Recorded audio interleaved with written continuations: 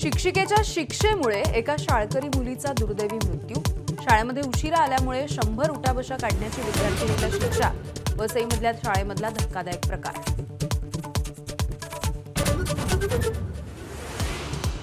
मुंबईमध्ये काँग्रेस स्वबळावरती लढणार। काँग्रेसच्या एकदिवसीय शिबिरामध्ये रमेश चनिथलांची घोषणा।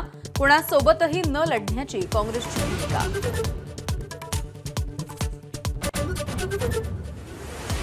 शरद पवारांकडून पक्ष नेत्यांना युती आघाडी करण्यासाठी रान मोकळं। नेत्यांना स्थानिक पातळीवरती निर्णय घ्यायला दिली मोकळीक।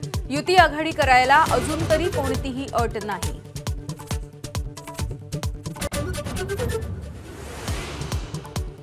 महिलांना 10,000 रुपये सरकारी तिजोरीमधून देणं किती योग्य? शरद पवार यांचं बिहार निवडणुकीच्या निकालावरती भाष्य।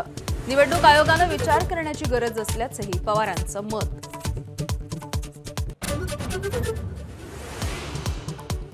कोथरूड पोलिसांना कोर्टाचा दणका। दलित मुलीच्या छळाच्या प्रकरणामध्ये 6 पोलिसांसह 8 जणांच्या विरुद्ध गुन्हे दाखल।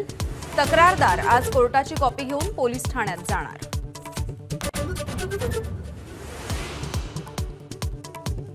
सोलापुरात हॉटेल मालकाकडून मॅनेजरला नग्न करून लोखंडी पाईपनं मारहाण। मॅनेजरकडून घडलेल्या चुकीमुळे बेदम चोप। पोलिसांमध्ये अद्यापही गुन्हा नाही।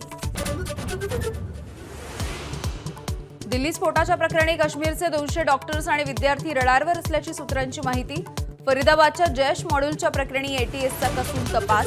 डॉक्टर शाहीन 40 पेक्षा अधिक काश्मीरी डॉक्टरांच्या संपर्कात।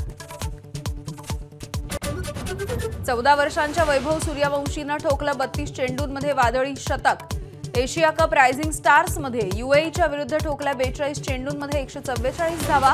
पहिल्या T20 मॅचमध्ये भारताचा 148 धावांनी विजय।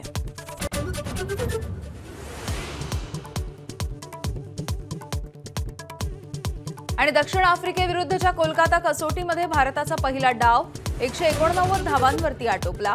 भारताला 30 धावांची आघाडी।